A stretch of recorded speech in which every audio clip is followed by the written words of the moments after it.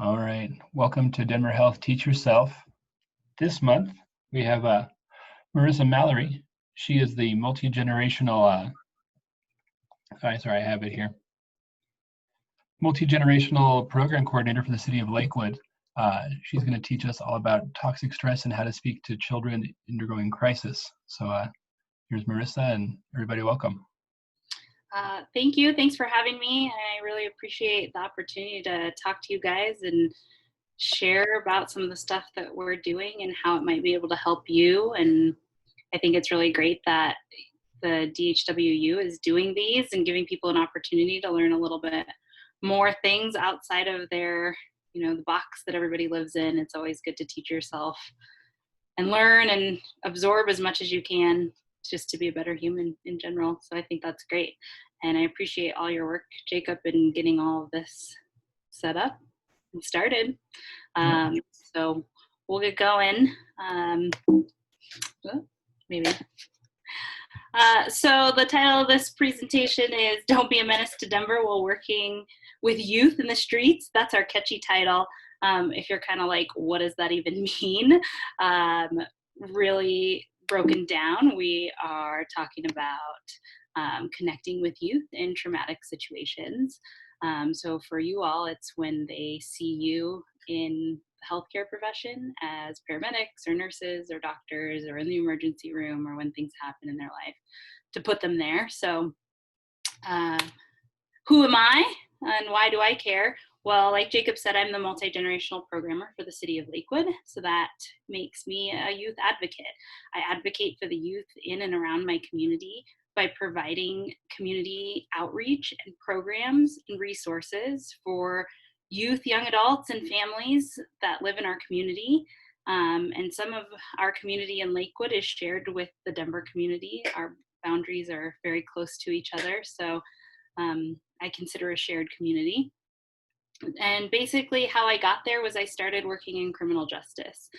My background started working with adult offenders, and from there I realized that it's kind of a revolving door and it's really hard to get anything big going. You do a lot of work and there's not always a huge reward, and it's tough to see the adults just kind of spinning their wheels in the same system. So I naturally gravitated towards youth offenders very quickly after that. Then there was kind of this realization for me that it's really hard once you're a youth in the system to get out of the system. So my next step really was into prevention work, and that's where I'm at now with the city of Lakewood. Prevention work looks like prevention education for tobacco, alcohol, and marijuana, but also providing good role models and positive programming for out of school time when kids are likely to really be getting into trouble. Keeping them busy, giving them opportunities to try new things and socialize in a positive way with their peers and with trustable adults is a really great tool to prevent them from being caught up in the criminal justice system. And that's kind of what I'm working towards all the time. In addition, when I'm looking at when I'm always talking to people about what it's like to be a kid or teaching people what it's like to be a kid and how to do better by kids, I like to push everybody to think of themselves in that age group. And I think back to myself as a teen. And when I was a teen, I had a sick parent. My mom had epilepsy, and her epilepsy was not small seizures. They were big ones. She would go down hard, and it was an ambulance every time. It was an emergency visit every time. And so I understand in my life experience what it was like to be that bystander in an emergency situation, in a traumatic situation. There's a lot going on around you in these situations as a teen, and it always feels like nobody's listening to you. And I think that's a really important thing to remember about being a teen and being a youth when you're in a traumatic situation. I was also a teen with a lot of medical needs. So, more often than not, I was the one in the ambulance or in the emergency room going through the trauma myself, and I was not good at it. I had a lot of needle phobias. So I was always at the height of my stress, and it was always very traumatic. And I was a mess, you guys. So, so I remember being like that as a teen, and I really highly encourage you guys to think back to who you were as teens and try to put yourself in those shoes when you're dealing with them, because it definitely helps. And if you can see my little Ripley on the screen, that's my best bud. Her name is Ripley, and she's hanging out next to me over there. So, all right. So that's me. But what is probably a lot more interesting is who you guys are.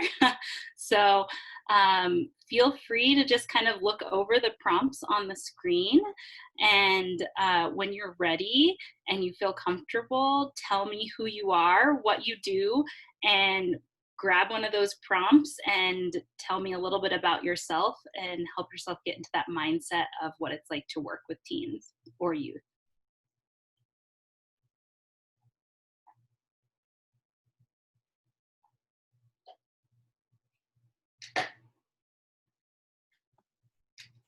I can hop on here. So I'm a paramedic, so most of my interactions with teens already is just a high stress situation for either them or their family. More often than not, it's the family than the teen, but every so often the teenager is sick and the parent is the stressed out bystander. Physical responses to stress usually, very much similar to what adults do when they are very, very stressed. A lot of pacing, yelling,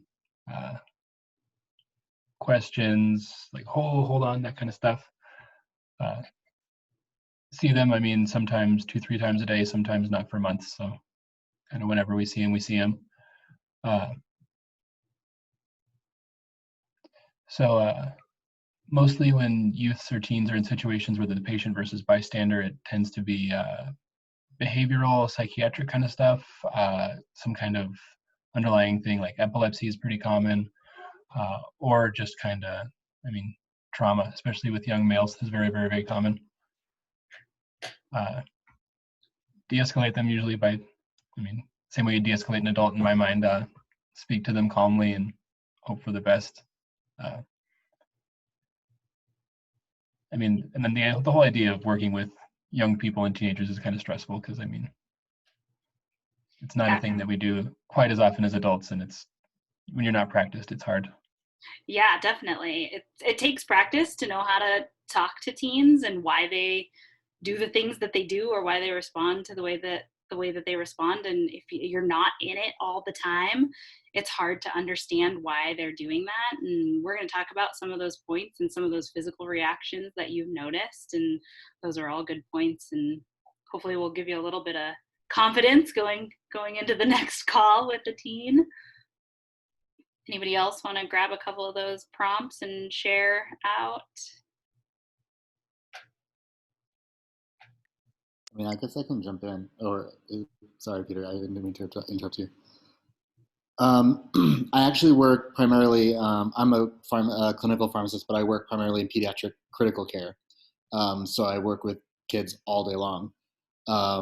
And honestly, one of the things I'm really excited about with this is I still feel like I have a lot to learn and how to relate to kids. And I think one of the big things is, as you grow up, it's just harder and harder to remember what it's like to mentally be in that place, and how much more powerless you can feel, and how much more confused and just misunderstood and not listened to. But usually I'm not dealing with, I'm usually present in pediatric trauma and in very critical care situations, but when I'm more interacting with the patients, it's typically afterwards, when things have been more stabilized and they've had time to really process what's going on.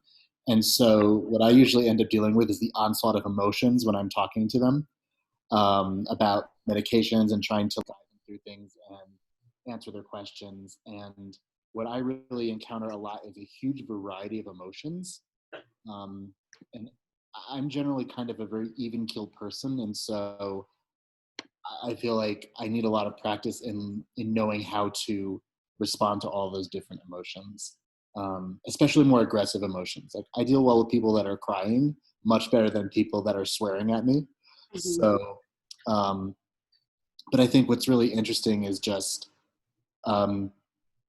while kids are faced with a lot of different stressors, the way that they react is really similar to how you would expect adults to react as well. Like there's a huge gambit. I think the one thing though about children and adolescents in particular that is different is that adults seem to advocate for themselves a bit better, and they seem to know what they're about more.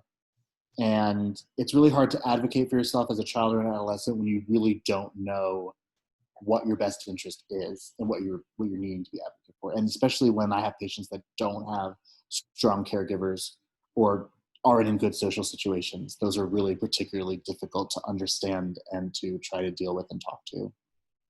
Yeah, and that's great. Just the fact that you've identified those things as, those are things that you see and those are things that you recognize, that puts you in a place to really just do the best that you can for each teen or each youth that you come into contact with.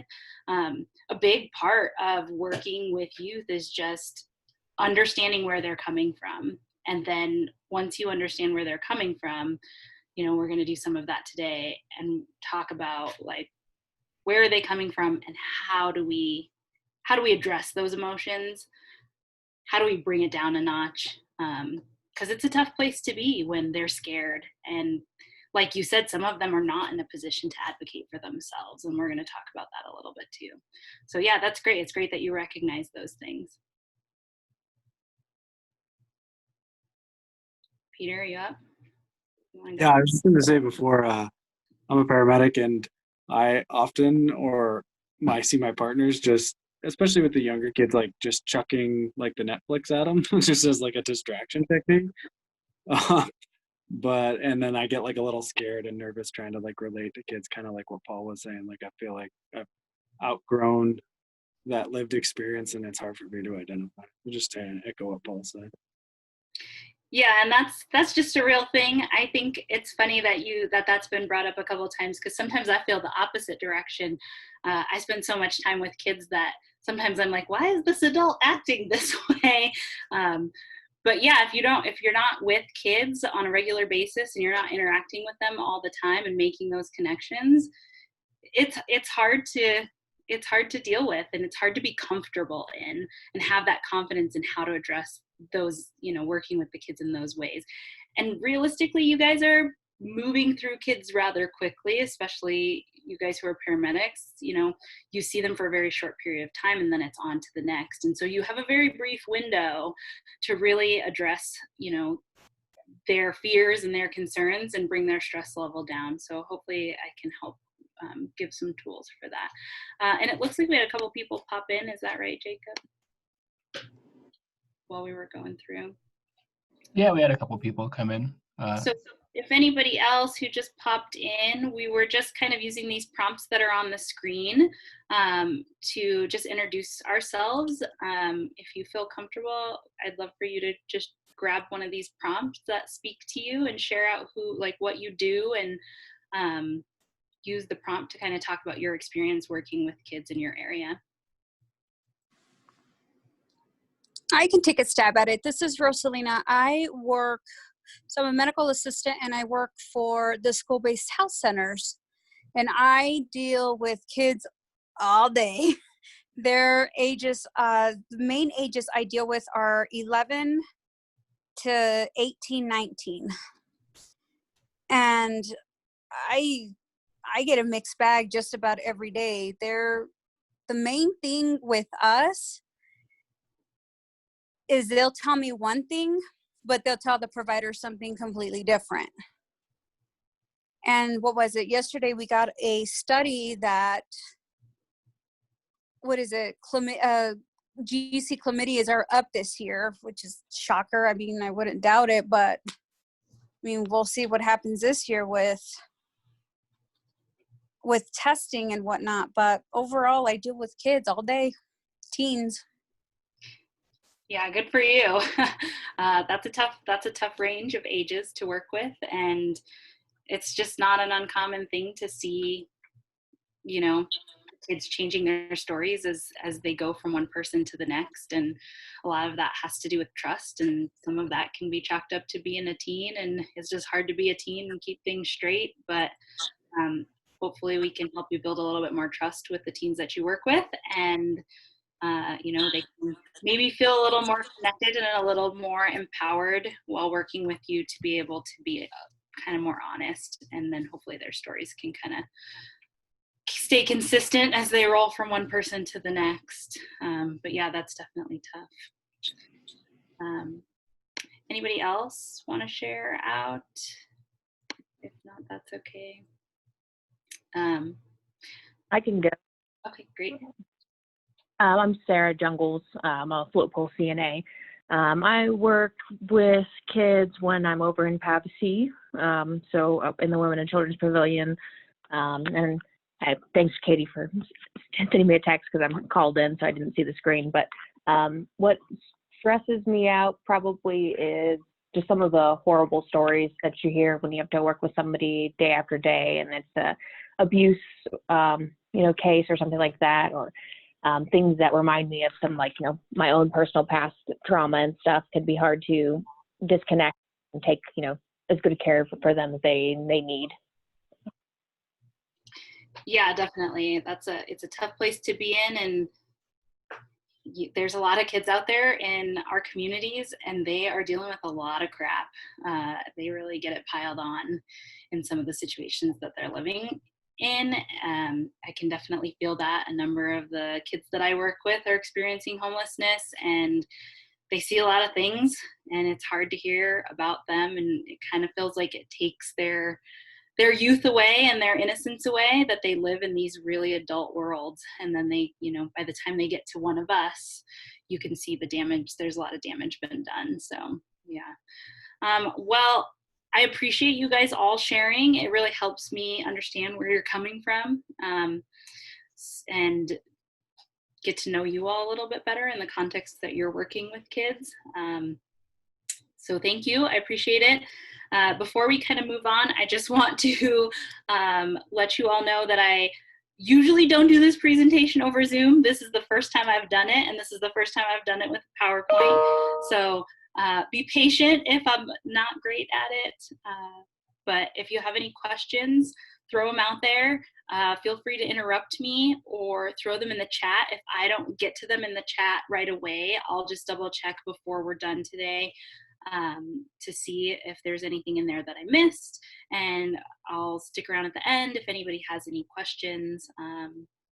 So yeah, all right, so let's see what's next.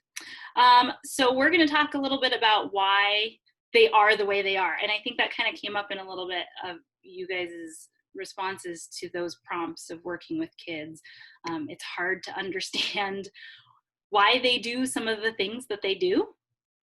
So we're going to kind of focus in on a day, like a day being a teen or a youth or an adolescent, and what that looks like, and why sometimes it escalates to those things like, I think Jacob had mentioned, pacing, or elevated voices and things like that. How do we get to like the lying and the changing of the stories, and what gets us to that point in a day? So if you guys can see on the screen, there's like a line across and it says the threshold. So kind of keep an eye on that, because everybody has one of those, and teens have them too. It's a threshold, and the more and more stress that builds up throughout the day, the closer we get to the threshold. And we're going to kind of discover right now what happens as we approach that threshold and then go beyond it. So we're just going to start here at the bottom. So everybody kind of has daily stresses, and teens and adolescents, they do too. These daily stresses, they're normal. They happen in everybody. They're different for everybody. Realistically, they're pretty non-consequential. It's like you wake up and your sink is full of dishes.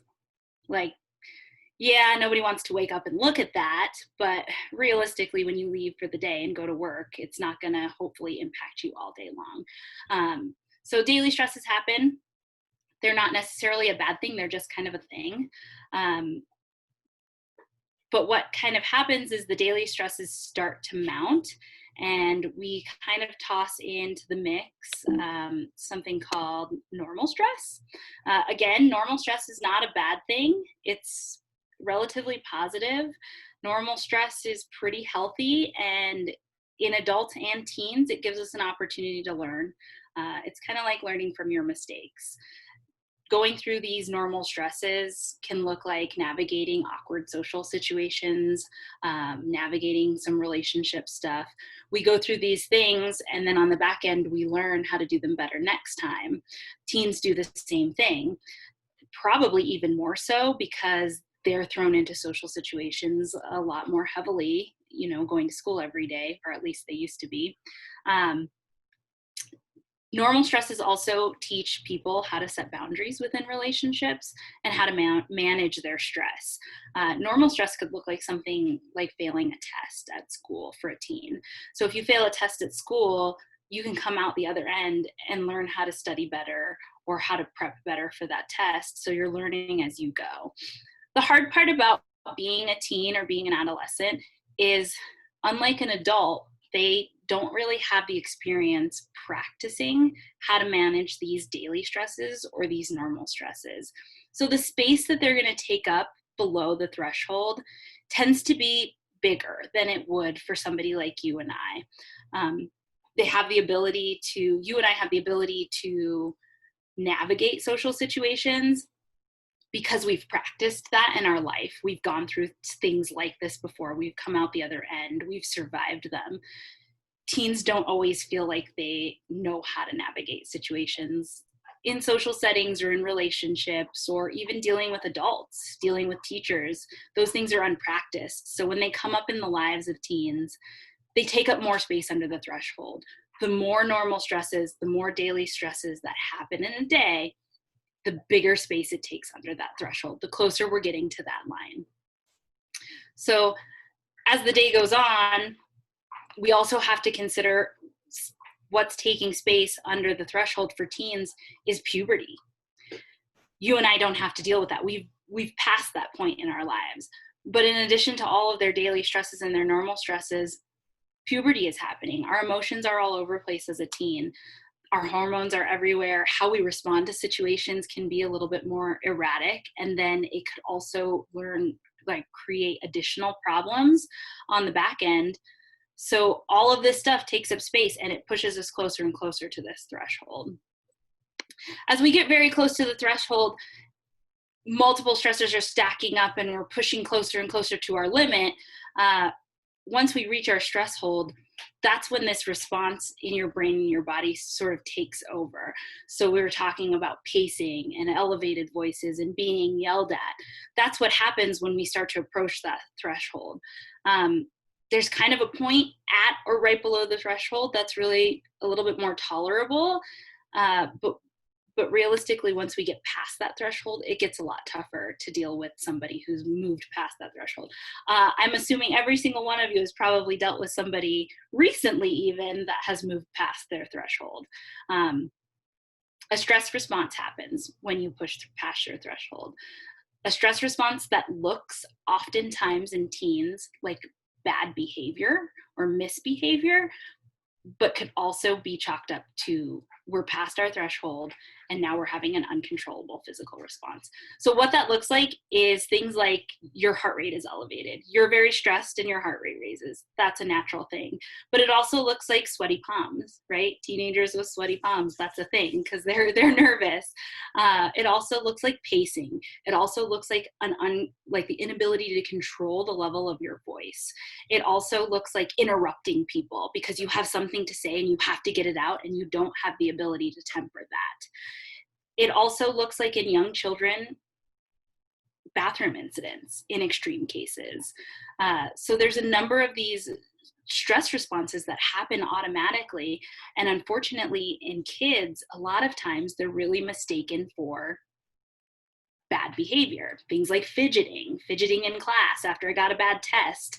You know, I'm in trouble for speaking out or interrupting the teacher, and it may look like they're misbehaving or they're being disrespectful, but realistically, some of this may not be controllable for them. And I think just knowing that is really important. And being able to kind of gauge where they're at on their in their threshold and in their day will hopefully help with your ability to connect with them and understand why they might be sassy, why they might be yelling at you, why they might be crying, why they might be pacing, why they might be mean, just downright mean for no reason. So hopefully that helps explain a little bit of that. Does anybody have any questions about how this stress response elevates to the threshold and then kind of goes beyond at this point? All right. So the next thing I want to talk about is so we've talked a little bit about like that daily stress response. I really want to zoom out a little bit and take a look at what it's like for like ongoing day after day, what it's like to live in it. So understanding stress is really important when you're dealing with teens, because if you kind of have an idea of where they're at in their realm of stress, you're going to have a better idea of how to respond to them and how they're going to respond to you. So we talked a little bit about that positive stress, that normal and daily stuff that is mostly unconsequential, but can, if it mounts, push you towards your threshold. Things like a test at school, things like asking somebody out on a date for the first time, those uncomfortable social situations that you can learn from, those are all of our positive stress.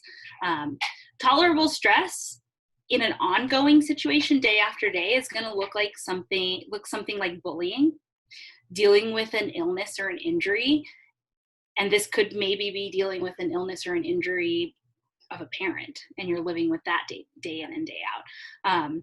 It could be those positive stresses building to your threshold day in and day out every single day, which a lot of teens just kind of have to deal with, and they live in that all the time. It also could look like past traumas, things that have happened to them in the past that bubble up and cause them stress throughout their days every single day. And maybe some of that has just not been dealt with for them. Those things, they can still live pretty functionally every day, and realistically any adult in their life that is a positive influence on them helps to bring that down below the threshold regularly. So it's a really good tool for that. But what I really want to talk about is what happens when we have teens or adolescents that are living beyond the positive and tolerable stress level every single day. So these are teens living in toxic stress. Toxic stress is the prolonged living in things like extreme poverty, living in racism all the time, experiencing homelessness for long periods of time, waking up hungry and not being able to get a meal because your school is closed due to COVID. So a lot of, 98% of the kids that I work with in my school receive free and reduced lunch. And when schools close, it's a major stressor because they don't know when their next meal is coming. So hunger is a big deal. It causes a lot of stress. Anybody living with things like abuse, neglect, mental illness in the home, physical violence or substance abuse in the home, all of those kids living with that are living in toxic stress. And something to keep in mind is if you have one of these factors happening, it's likely that there are more things at play. It's likely that you're not just experiencing extreme poverty, you're also experiencing homelessness. If you're experiencing homelessness, it's likely that you are also experiencing hunger and possibly abuse and neglect. So there's a lot of things in here that play off of each other. It's very rarely just one of these things happening. If you're living in toxic stress, it's likely because you're living in a number of these instances. So there is, sorry, I'm just going to move our faces really quick. So toxic stress has some big risks associated with it. The more instances of toxic stress that kids live with, the greater the health risks that they have to deal with long term. Living in toxic stress can create things like heart disease, diabetes, substance abuse, and low academic achievement. Those are all created, toxic stress helps create some of those other impactful health impacts. One of the biggest protective factors for toxic stress is trustable adults, like we had talked about earlier. Any supportive relationship with an adult, a positive relationship with an adult, will significantly impact the effects of toxic stress, and that includes those health impacts. So yeah, does anybody have any questions about this so far? I'm just gonna pop out of here really quick, and I want to bring up the whiteboard and just do like a little exercise here. So can everybody see the whiteboard? Let me know if you can't see it. I'm just gonna draw a line right here, and we're just gonna separate kind of a normal, average youth and a youth living in toxic stress. And then the other thing I'm gonna add here is did I do it right? Is our threshold line. So that line across, that's our threshold. We've seen that before. So this here on our left side, this is gonna be our normal, just like average, I guess we could say average youth, right? And then on this side, we're gonna say this is our youth living in toxic stress. All right, so we're just gonna break it down a little bit and what this looks like and why dealing with a youth that is kind of from an average lifestyle, fairly well cared for, supportive relationships in their life, act the way they do versus somebody who's living in toxic stress. So an average youth might wake up and they might deal with those like daily stressors that look like waking up late, right? Waking up late, and we might be late to school.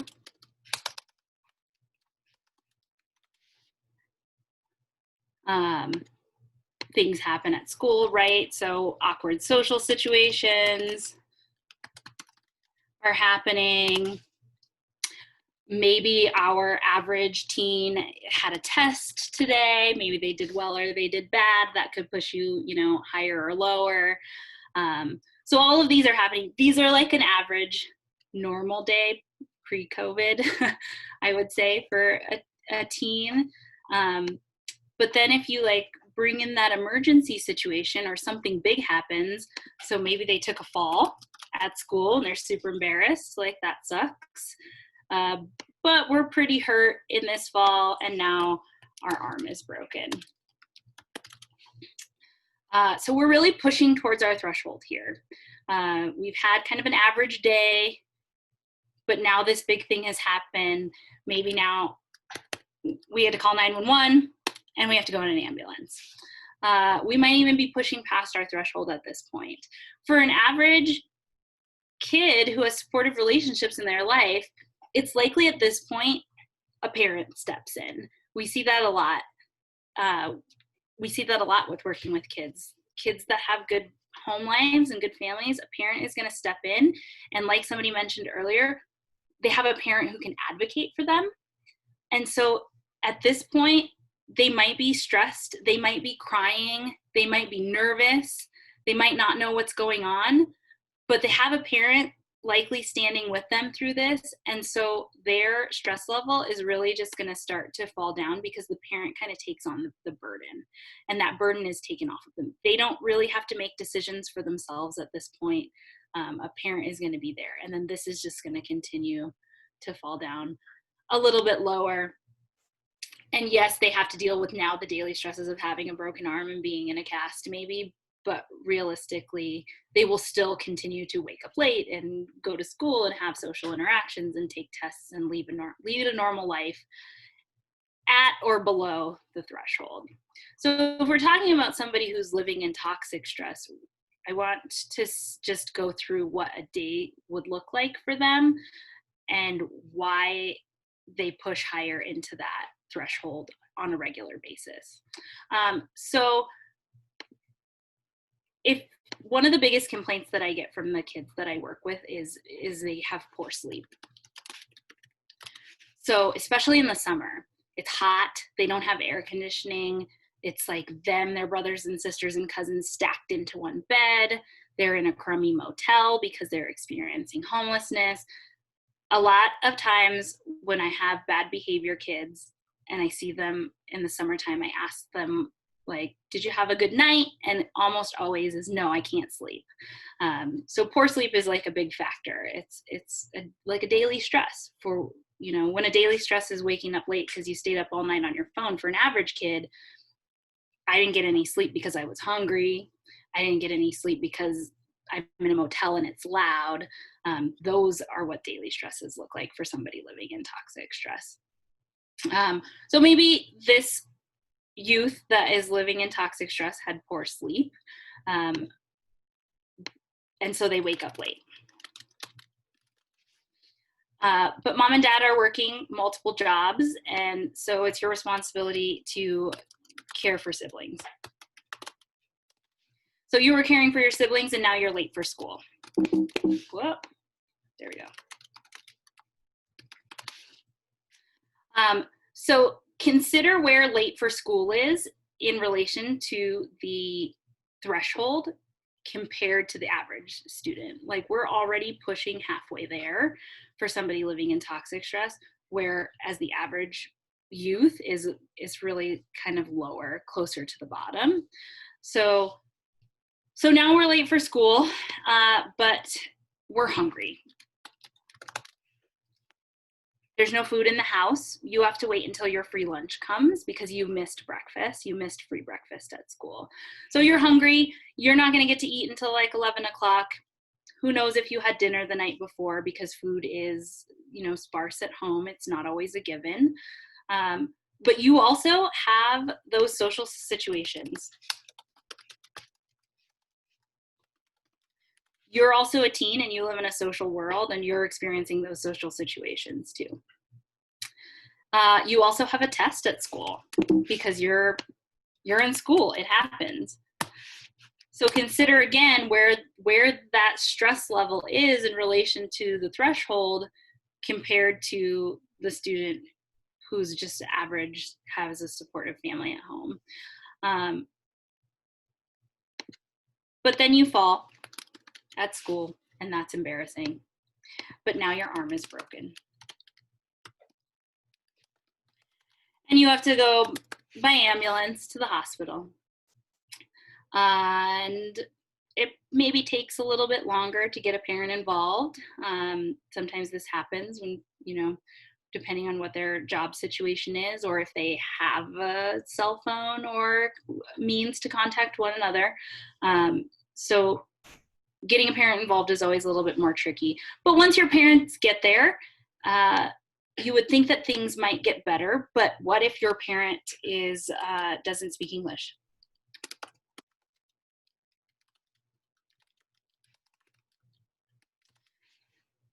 So who is going to advocate for you if your parents don't understand the things that are being told to them in the emergency room? You also know, you know, there's financial consequences that happen with medical bills. There's concerns about legal status that happen in emergency rooms. So all of these things are just continuing to push higher into that toxic stress. And as that kid with the parent who speaks no English, or the parent who we couldn't get a hold of to come and meet them at the emergency room, that toxic stress doesn't go down like the average kid whose parent shows up and takes over and advocates. This child is in a position that they have to advocate for themselves. They have to advocate for their parent. They have to figure the situation out. And then they have to go on and go home the next day and figure out how they're going to care for their siblings now with a broken arm. And so does that kind of make sense as to why living in toxic stress really elevates those kids above that threshold, and why we see those instances where they are raising their voices at us in traumatic situations, where they are frustrated and they're pacing and their heart rate is elevated? Does it kind of make sense to see it in this way? Does that help? So, okay, so I'm just going to swap back to the presentation, to the PowerPoint. Okay. All right, so again, trustable adults is like the best way to relieve toxic stress. but it's not always realistic for you guys, because I know that some of the kids that you're seeing move through what you're doing rather quickly. That doesn't mean you can't be a trustable adult. That doesn't mean that you can't be a resource to them. So we'll get there. We have some tools for that. So what I want to do next is I want to tell you a little story and tell you something that happened to us last summer with working with the kids. And I want you to think about, while I tell this story, how did toxic stress impact this situation? What could be done differently? And if you have any stories to share when we're done, I'd love to hear them. So last summer, we have a summer camp that is right on the border of Denver and Lakewood. It's right around 9th and Sheridan. And we had a girl who we know already is living in toxic stress. She's living in extreme poverty, likely experiencing homelessness. She speaks very little English. Parents speak no English at all. We know that they are experiencing things like hunger. The program that she's enrolled in provides meals to her on a daily basis. So what happens is she just slips and she falls, and she just breaks her arm. It just happened so fast. It was like, you could see it. It went like, it was not awesome for me to see. You guys might feel a little different treating those things every day, but her arm broke and we couldn't get in touch with her parent. So we had to call the fire department.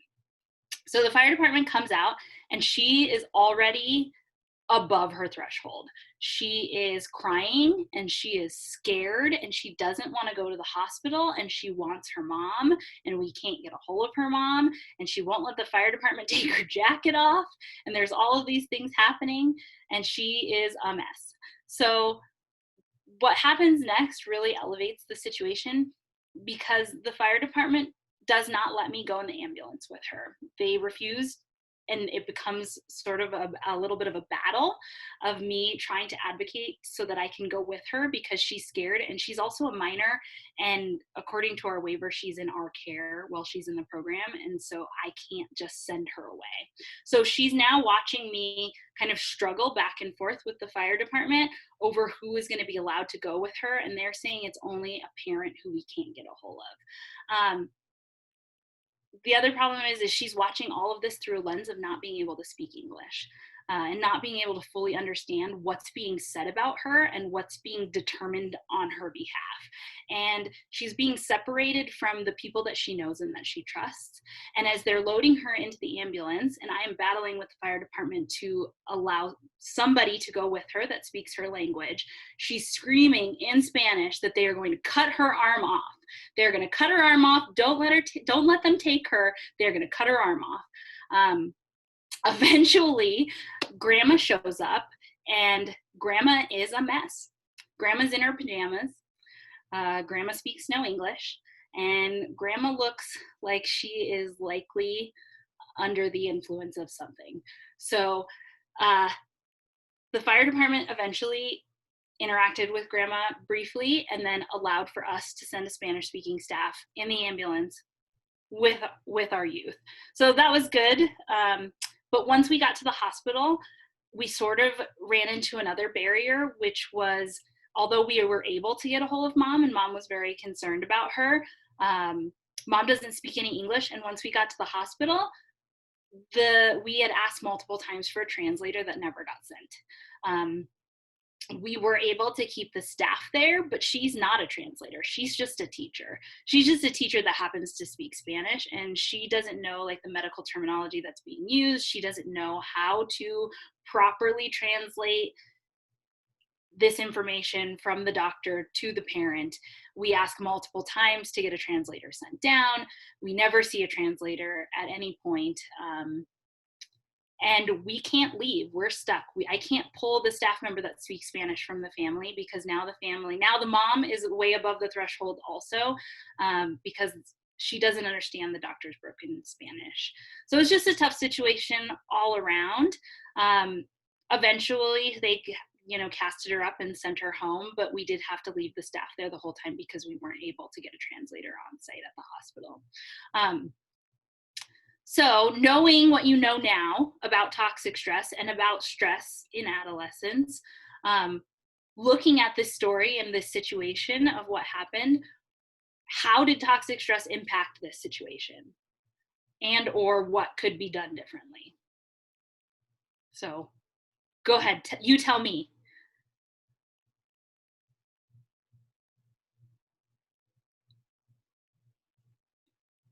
Anybody have any thoughts about how toxic stress impacts this situation?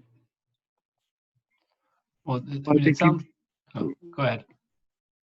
I was just gonna say, I think you mentioned it earlier. Like she was already like coming into it with a lot of issues from her life, and she was already like kind of pushing it. But you can go ahead, Jacob.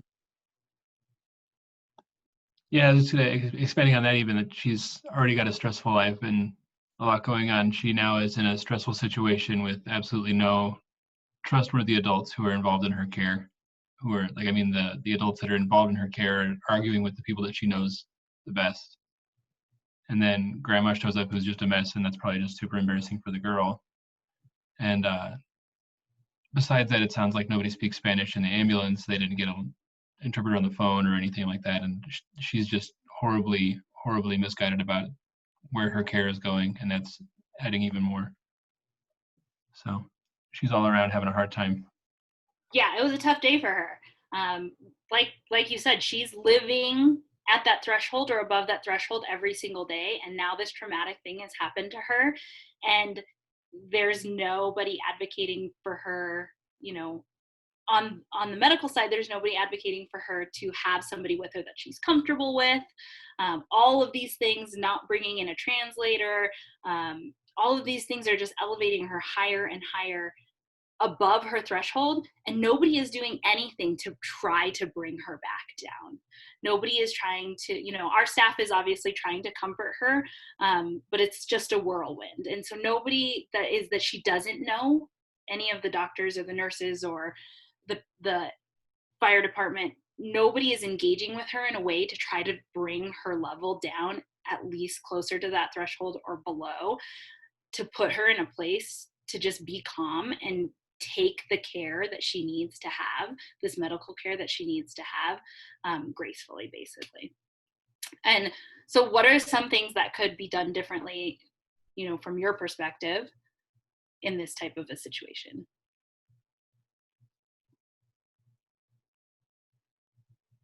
Let her watch Netflix. I'm telling you, it works every time. that's my cop out answer. No, sorry. Yeah, distraction is key. When you're working with kids, distraction is key. We'll kind of dive into that too. But yeah, let her watch Netflix. Why not? What's it gonna hurt? It's gonna calm her down. It's gonna give her something that she knows and she's likely comfortable with. It's gonna put you in a position to relate to her about something. Maybe you guys know a similar show. It takes her mind off of the like stress that's happening all around her, and it puts her in a position to trust you. Yeah, use Netflix. It's a tool. Might as well, for sure. Also, go ahead. Seems like I just need someone that speaks her language that can explain the whole thing to her.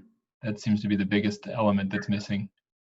Put yourself in that situation. If you broke your arm, if you slipped in the grass and you broke your arm and you had to go to the hospital, nobody was speaking to you in English. Would you feel like you want these people to help you? Because I would not feel like I would want these people to help me.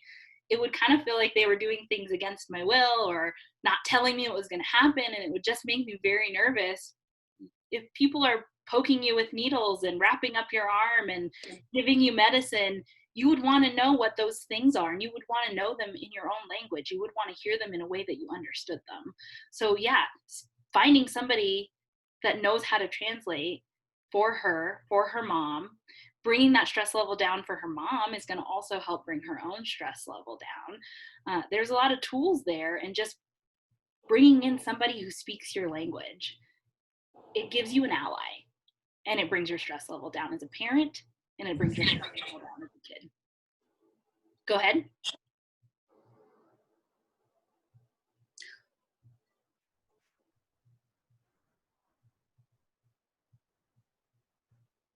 No. I was going to add something just in the sense that, like, I'm trying to put myself in the same situation, and like the situation that I'm feeling is very like mentally overwhelmed, like almost overstimulated, and like just kind of, I don't know, just generally overwhelmed. And so the things I'm thinking of, like, you know, let's just assume like you're in a room, no one speaks the language, like that's not an option. I'm thinking like control the stressing factors that you can control. So like make sure her pain is controlled, make sure she's comfortable, maybe get her away from, you know, just the craziness if you need to, you know, if you can get her in a different room, if you can, I don't know, control the things in the environment that might be contributing to her mental fact. Because I think a lot of times you don't necessarily, even as a person who's under a lot of stress, you're not necessarily consciously processing all of the sensory things around you that are contributing to that stress. Yeah, absolutely. Like that's such a great point. And when we reflected on this situation as the staff working with her and the things to do differently in the future, one of the key things was, why are we arguing with the fire department in front of her? She can see us. She can see me, the person that she trusts in the room. She can see her teacher, the person who speaks her language in the room. She can see us fighting with the people who are supposed to take her away. Of course she didn't want to go in that ambulance. She watched all of that interaction happen. So move that away from her. Exactly. Control some of those little things to make her more comfortable. Even something as small as a smile or a joke or a question, so that she knows that you see her. Those little things are big tools that can really de-escalate a situation. Yeah, that's so great. That's great. Controlling those little things, it makes a huge difference, especially for a kid. Like think about kids, they see everything. They see every look, every gaze, they hear every tone in a voice. They are picking up on all of those things. They're absorbing it. And if it's stressful around them, their stress is elevated also. Definitely. Yeah. Have you guys experienced situations like these?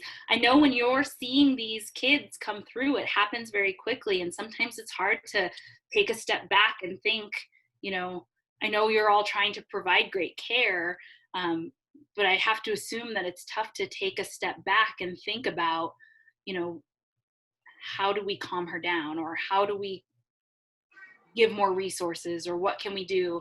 So like in your experience as medical professionals, what are these situations like for you on your end?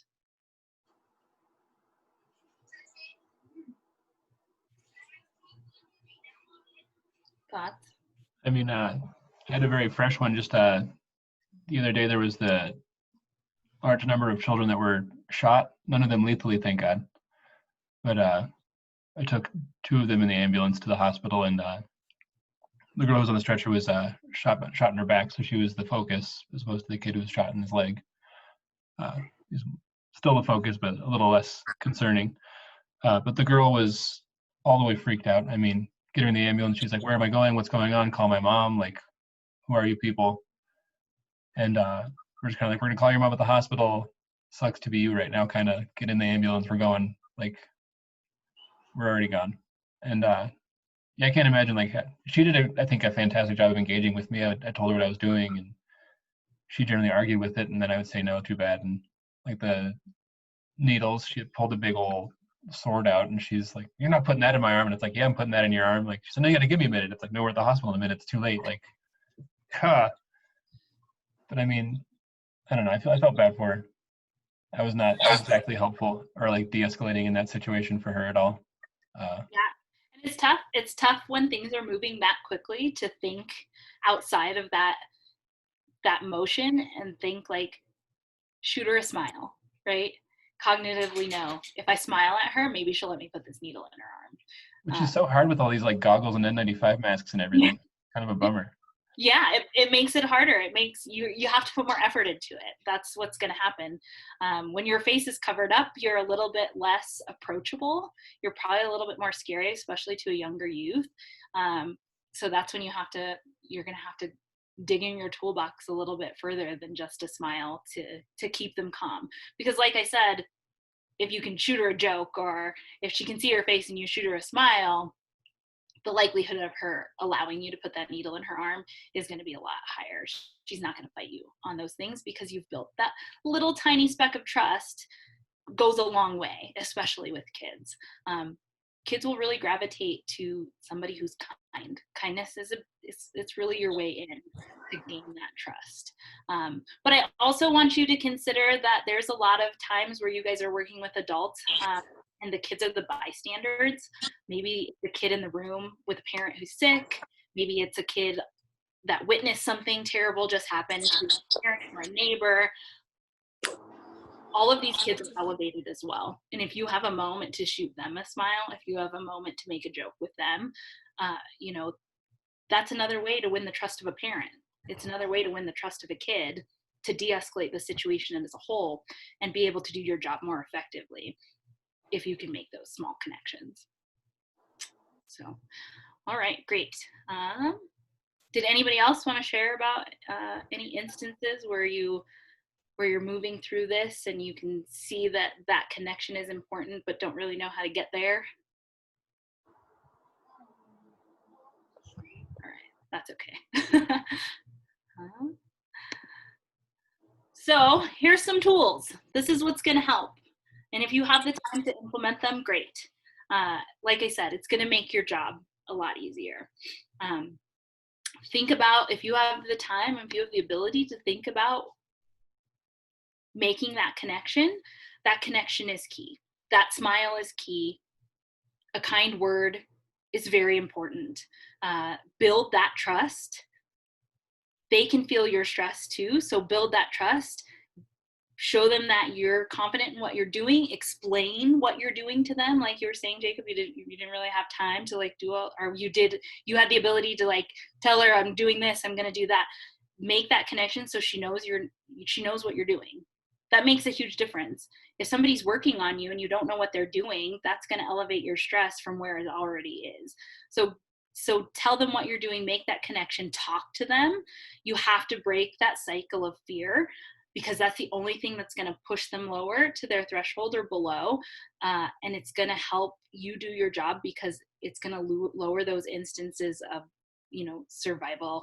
those survival behaviors. Lower their heart rate, lower their fidgeting, decrease the shouting if they're shouting at you, and the sassiness that's coming at you, by making a connection with them. Like Peter said with the Netflix, distraction is a great tool. If you can distract them, that's trust built right there. Throw on SpongeBob. If that's your greatest tool, use it. Throw on SpongeBob. Everybody loves SpongeBob. You know who that is. They know who that is. Now you have something in common and they trust you, so that you can get those needles in their arms, or you can get them to the hospital quickly without them freaking out or without them battling you. Providing adequate resources is a huge tool. The translator, something like a translator, is an adequate resource.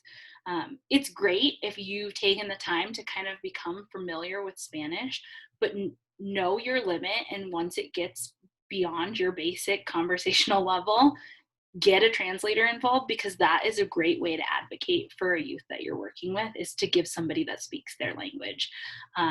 Another adequate resource is, you guys are all, I'm assuming, have to do mandatory reporting just like me. So if you see something that you're uncomfortable with, if you see something that doesn't sit right with you, if you see something that is not okay, do the mandatory reporting. I know it's a pain in the butt. I know it's a lot of paperwork, but that's a huge resource, because you could potentially be the person to catch something, to pull them out of a toxic stress situation. It's one of those things that nobody likes to do. They're hard paperwork to fill out, because you don't want to have to think about what that kid is going through. But if you see something, do the resource of being a mandatory reporter, file the report, and hopefully that leads to either raising a flag in this kid's file, so that the next person who reports on them and the next person who reports on them, and eventually that kid gets resources that they need, or something just pops up right away because other people have done it, and that kid can have the resources and the support that they need to be taken away from that toxic environment. Self-wellness is a big one. Like I said before, if you're amped up, if you're above your threshold, they're going to feed that off of you. They're going to feed that energy off of you. That little girl, I was pushing my threshold that day, fighting with that fire department about letting me go in the ambulance with that girl. And she was feeding off of my stress. She was just eating it all up, and it was just making everything worse. They were getting frustrated with me, and then they were agitated when grandma showed up and she was a mess. And this poor girl is watching all of this, and she's feeding it off of you. So knowing your limit and being able to take a step back and doing those preventative things like staying hydrated, trying to sleep well, making sure you get snacks throughout the day. Those are all things that will help you as a person in your day be below that threshold. So by the time you get here and you're amped up, maybe you're at your threshold, but you're not beyond it. You're still cognizant enough to be able to throw a smile at a kid or throw a joke at a kid. So making sure that throughout your day, before you get into those high stress situations, you're doing things like eating and drinking water. You're doing things like taking a 2-minute break to close your eyes and meditate. Those are all really important things that are going to help you be in a better place before you get thrown into that traumatic situation or that fast-paced moving situation where you don't feel like you have time to make that quick connection. So let me just move this out of the way. Oops. Slow down and take a breath. Breathe before you speak. This is such a good resource, and it doesn't cost any money, and it doesn't take very much time, but it's that feeding, the kids can feed that energy off of you. If you take a moment before you speak to take a breath, like a real, true, deep breath, like one that you hold at the top before you let it out, and then one that you let out as far as you can until there's nothing left inside. If you take that moment to do that before you speak, your speech will come out slower. Your speech will come out at a lower volume. It will come out at a lower pace, and it will just exude all of this calm energy that they can feed from you. So take that second before you speak to take a breath, so that they can feel that, so that they can feel like you're in control. If they can feel like you're in control, they will trust you to move forward in whatever it is that you guys are doing. And then the last tool that I always use, this is my favorite tool to use, is laughter. If you can make a joke, even a bad joke, I literally carry Laffy Taffies in my pocket all day long at work. I always have a Laffy Taffy on me, because the great thing about a Laffy Taffy is they have jokes on the back of them. So if I have a kid that's getting in trouble and I want to have a conversation with them about appropriate behavior, the first thing I need to do is de-escalate them. So I whip out a Laffy Taffy and I read the terrible joke on the back, and it's always so bad. And we laugh at it, but probably just laughing at how bad it is. And then I have a Laffy Taffy to give to the kid, and we've brought them from here all the way down to here. They're happy that they have candy. We made a connection through the joke. They laughed and brought their heart rate down. I had a minute to take a breath, and now we can engage in a more serious conversation.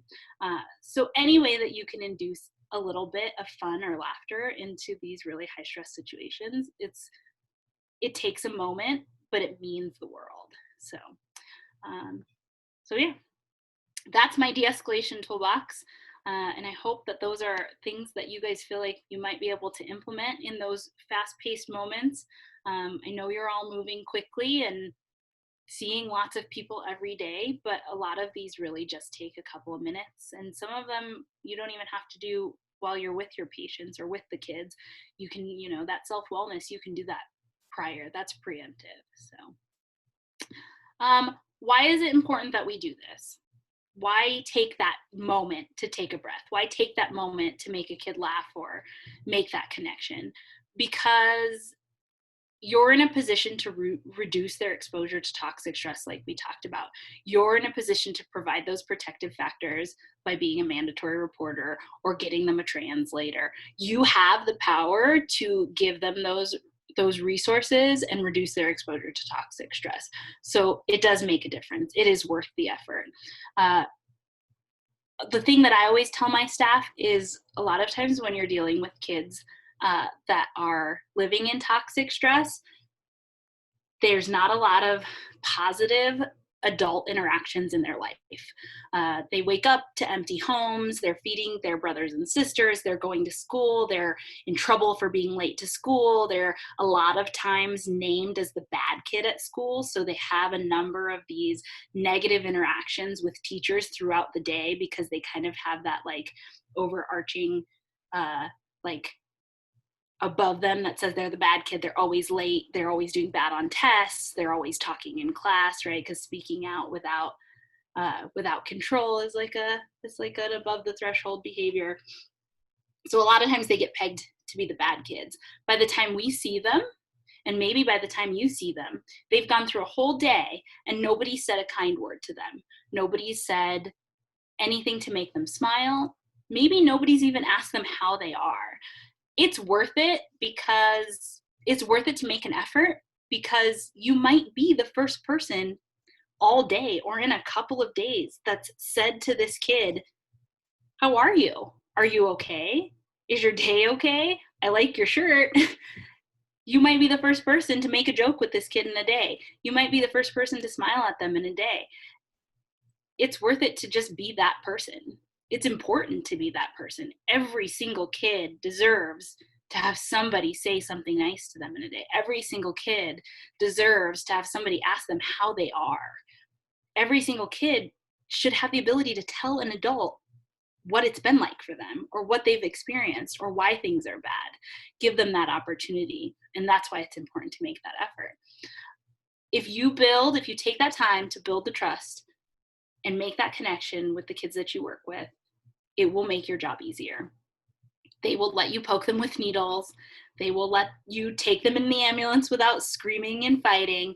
They will let you do some of these things and have some of these hard conversations, and they will trust you. And hopefully they'll open up to you and be honest with the things that they're telling you. And you set that precedence for the next provider that they see. And then they can, maintain that honest conversation and of what happened to them or what they're experiencing. And hopefully you won't see things like the changing of the stories or the elevated voice and the yelling and the fighting types of things. So make your own job easier by making this little bit of effort in these small moments. And just kind of always keep in mind, it's hard when you're not working with them all the time and you don't have the ability to build that day-to-day trust and connection with them. But remember, even though you only see them for a brief moment and they might be escalated, they might be yelling at you and they might be cussing at you or saying horrible things to you, they're still not the enemy. They're still just kids. They're kids that are living hard lives. They're kids that have seen things that really make them act like adults, even though they're still kids. They're kids that are struggling, and especially now being pulled out of school and having to do school through Zoom and not having social interactions, they're really in it right now. Even those average kids are pushing their threshold with having zero social interaction and being stuck at home. And all of our kids living in toxic stress right now with COVID going on, they're in it all the time. They're seeing that abuse all the time. They're seeing that substance abuse all the time. They're living in hunger because their school is closed and that's where they got their meals. They have to come home, before they get to go to school and they get a break from it. They get to be around trustable adults all the time and they lower those stress levels. They get to come to my programs and see my staff. Their stress levels come down. They have somebody to talk to. All of that is gone for them. We see a heightened issues with behavior every single time that there is long break, summer break, winter break, and spring break, because you see kids that have to go back into the home 24/7 with no food, with bad situation, dealing with abuse and neglect, dealing with homelessness, and right now they're stuck in it all the time. So they're not the enemy. Remember, even if they're shouting horrible things at you, they're not the enemy. They're just in the thick of it right now, and they need an ally. So be their ally and remember that they're the future of the community that you're working in. They're going to grow up to be the adults that you work with. They're going to grow up to be people that make decisions in your community. So give them a good experience and try to lower their stress just a little bit. So, and that's it for me. I hope that was helpful. If you have any questions, I didn't see any chat stuff pop up, but if you have any questions, I would love to answer them. These are some really good resources that I used for the presentation, and just good resources in general that I use all the time. So please feel free to seek them out and see what all these people are doing and all of the good information that's out there. Something that I wanted to add onto this slide is go on Netflix and watch Lemony Snicket's series of unfortunate events. And it's not the show, it's the movie with Jim Carrey. It's such a good way to see what it's like to be a kid living in toxic stress. It's kind of a fun fantasy movie, but at the heart of it, you have a family of kids who lost their parents and are in the foster system, and they're trying to navigate their way through that. And the theme of this whole movie is that the adults are just not listening to the kids. And so it's such a good, fun way to watch in a fun way these kids and what they're experiencing and feel their frustration and, you know, live through that with them. But it's a great movie, and I really suggest that you watch it. I tell all my staff to watch it and put yourself in the shoes of the kids that are living in toxic stress every day and feel the frustration of not being heard all the time and not having anybody to advocate for you. So, but that's it for me. Does anybody have any questions or thoughts? I hope I did right by you all. I appreciate the opportunity to come and talk to you. I love working with kids, and I love working in our communities. So I hope that you guys can find a space in your heart for all of our kids too. Cool. Well, if no one has anything, we'll just close off, say thanks for coming. This is going to be up on the DHWU Teach Yourself YouTube channel here shortly. We're going to throw all our stuff up there. Our next one is going to be September 8th. That's going to be a crisis de-escalation and intervention in the adult, more so than the child. That's going to be from Peter Delavecchia, who's here in attendance now.